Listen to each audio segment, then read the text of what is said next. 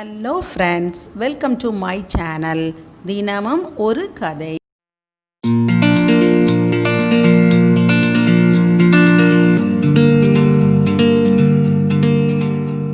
இன்னைக்கு நம்ம காருண்யம் அப்படின்ற தலைப்பில் ஒரு அழகான குட்டி கதையை பார்க்க போகிறோம். கதைக்குள்ளே போகலாமா? ஒரு அழகான ஊர். அந்த ஊரில் பெரும்பான்மையான மக்கள் விவசாய தொழில் செஞ்சுக்கிட்டு இருந்தாங்க. அந்த ஊரில் விவசாயத்துக்கு ஏற்ற மாதிரி ஒரு பெரிய ஆறும் நிறைய வாய்க்கால்களும் இருந்தது. அந்த வாய்க்காலில் ஓடக்கூடிய நீரை விவசாயத்துக்கும், ஆற்றில் ஓடக்கூடிய தண்ணீரை குடி தண்ணீர் மற்றும் பல தேவைகளுக்காக அங்குள்ள மக்கள் அதை பயன்படுத்திக்கிட்டு இருந்தாங்க. அந்த ஊரில் சிவநேசன் அப்படின்னு ஒரு விவசாயி வாழ்ந்து வந்தார். அவருக்கு மனைவியும் சரண், ஸ்ரீநிதி அப்படின்ற 2 குழந்தைங்களும் இருந்தாங்க. ஸ்ரீநிதி ரொம்ப குட்டி பொண்ணு. சரண் 6ஆம் வகுப்பு படிச்சுக்கிட்டு இருந்தான். அவங்க அந்த ஊரில் குடியிருந்தாலும் காலையில் எழுந்த உடனே அவங்க அம்மாவும் அப்பாவும் தோட்ட வேலைக்கு போகிறதுனால சீக்கிரமாக கிளம்பிடுவாங்க. அவங்க மனைவி அந்த வேலைக்கு போகிறதுக்கு முன்னாடியே இந்த சரணை பள்ளிக்கூடத்துக்கு அனுப்பி விட்டுருவாங்க. அனுப்பி விட்டுட்டு இந்த குட்டி குழந்தை இடுப்பில் தூக்கி வச்சுக்கிட்டு அவங்க வேலைக்கு போவாங்க. அங்கே தோட்ட வேலை செய்யும்போது அங்கே பக்கத்தில் ஒரு மரத்தில் தொட்டில் கட்டி குழந்தைய தூங்க வச்சுட்டு இவங்க வேலையை பார்க்க ஆரம்பிப்பாங்க. அப்போ இந்த சரண் ரொம்ப நல்ல பையன். பள்ளிக்கு ஒழுங்காக போயிட்டுருப்பான், நல்லா படிப்பான். ஆனால் அவனுக்கு ஒரே ஒரு கெட்ட பழக்கம் இருக்குது. என்ன பழக்கம் அப்படின்னா, அவன் போகிற வழியில் ஏதாச்சும் நாயோ பூனையோ இருந்ததுன்னா கல்லை விட்டு அந்த நாய் மேலேயோ பூனை மேலேயோ எறிவான். அதனால் அந்த தெருவில் இருக்கக்கூடியவங்க எல்லாரும் அவனை பார்த்துட்டு ஏன்டா அப்படி செய்கிற அப்படின்னு சொல்லி சத்தம் போடுவாங்க.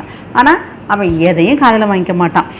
அவன் கண்ணுக்கு ஏதாச்சும் ஒரு நாய் தெரிஞ்சதுன்னு உடனே கல்லை எடுத்துகிட்டு வந்து அந்த நாய் மேலே அப்படி கல்லை தூக்கி எறிவான். இது மாதிரி பூனை இருந்தாலும் எறிவான். அந்த ஊரில் இருக்கக்கூடிய எல்லா நாய்களும் இவனை பார்த்தாலே பயப்பட ஆரம்பிச்சிச்சு. ஒரு சிலர் என்ன செய்வாங்க, அவனை கூப்பிட்டு, தம்பி இப்படி செய்யாதப்பா, அந்த நாய் திருப்பி உன்னைய கடிச்சிரும்பா அப்படின்லாம் சொல்லுவாங்க. ஆனால் அவன் என்ன செய்ய மாட்டான், கேட்கவே மாட்டான். அவங்க அம்மாவும் அவனை நிறைய தடவை கண்டிச்சாங்க.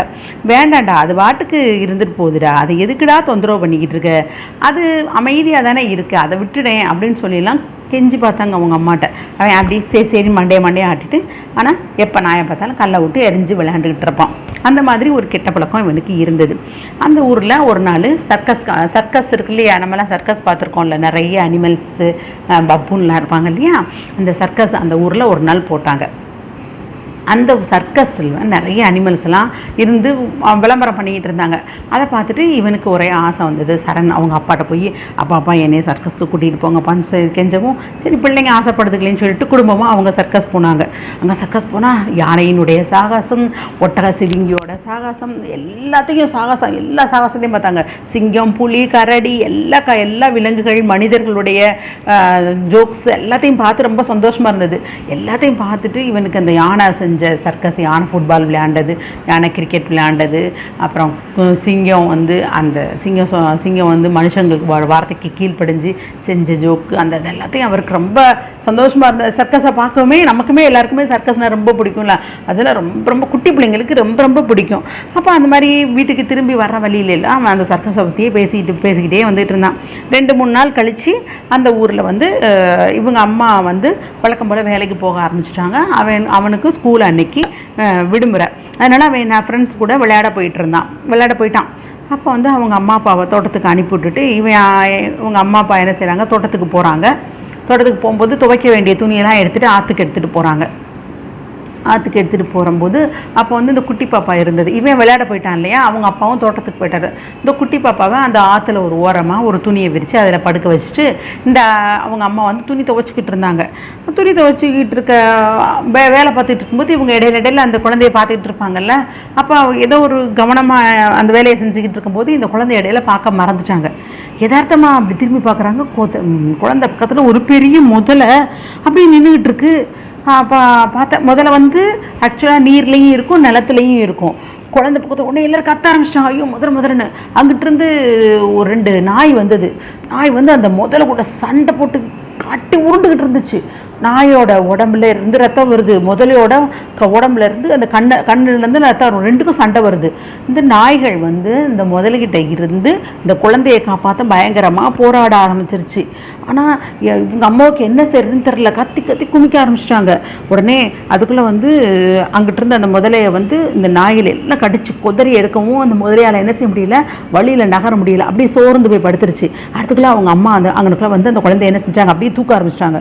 அப்புறம் கொஞ்சம் கழிச்சு அந்த சைடில் சர்க்கஸில் இருந்து அந்த முதலை தப்பிச்சு வந்துருச்சுன்னு சொல்லிட்டு 2-3 காவலர்கள் வந்து தேடி வந்து அந்த முதலையை தேடி வந்து அந்த முதலையை பராமரிப்பாங்க இல்லையா, அவங்க வந்து இந்த முரலையை தூக்கி எடுத்துகிட்டு போனாங்க. அப்போ வந்து பூங்கோடையார் அம்மா அந்த குழந்தைய அப்படி கட்டி படிச்சுட்டா, எப்படி நம்ம குழந்தை இப்போ இந்த நாய் தான் காப்பாத்துச்சு அப்படின்னு சொல்லிட்டு நன்றியோட பார்த்தாங்க. நாய்களுக்கு முதலையோட பல்பட்டு அந்த ஒரு சில காயங்கள் இருந்துச்சுல்ல, அது அந்த நாய்கள் உடம்புலலாம் காயமாக இருந்தது இல்லையா, இவ்வளோ காயப்பட்டு நம்மளுடைய குழந்தைய காப்பாற்றிருக்கிறதுன்னு சொல்லிட்டு அவங்க அம்மாவுக்கு கண்ணீர் தான் அப்படியே அருவியாக பெருகிட்டு வந்தது. அப்போ வந்து அதை வீட்டில் வந்து அவங்க அம்மா சொன்னாங்க, அந்த மாதிரி நம்ம டெய்லி வந்து நாயை வந்து நீ கல்லை விட்டு எரிஞ்ச, ஆனால் அந்த நாய் வந்து என்ன செஞ்சுருக்கு, நம்ம குழந்தை என்ன செஞ்சுருக்கு, காப்பாற்றிருக்கு. அது காப்பாற்றினதுக்கு என்ன காரணம் தெரியுமா, உன் மேலே இருந்த வெறுப்பு இல்லை, அதுக்கு நான் பாப்பாவுக்கு சாப்பாடு ஊட்டும்போது அதுக்கு நான் வச்சேன் பார்த்தியா கொஞ்சம் சோறு, அந்த சோறு தான் அவனை காப்பாற்றுச்சு, அந்த குழந்தையை காப்பாற்றுச்சு அப்படின்னு சொல்லி அவங்க அம்மா சொன்னாங்க. அதுலேருந்து அவன் என்ன பண்ணா, அந்த நாய்கள் மேலே கல்லெறியறதே விட்டுட்டு தான் எப்போ சாப்பிட்டாலும் தன்னோட சாப்பாட்டிலேருந்து கொஞ்சம் எடுத்து அந்த நாய் அங்கிட்ட எந்த நாய் தெரியுதோ அந்த நாய்க்கு என்ன வைக்க ஆரம்பித்தான். அதனால நம்மளும் பிற உயிர்கள்கிட்ட எப்பயுமே என்ன செய்யக்கூடாது, பிற உயிர்களை வந்து துன்பப்படுத்தக்கூடாது. அடுத்த உயிர்களை எப்போதும் துன்பப்படுத்தணும் நம்ம நினைக்க கூடாது. இன்னைக்கு நம்ம என்ன செயல் செய்கிறோமோ அதே செயல் நாளைக்கு நமக்கு திரும்பி வரும். அது உதவியாக இருந்தாலும் சரி, தீமையாக இருந்தாலும் சரி.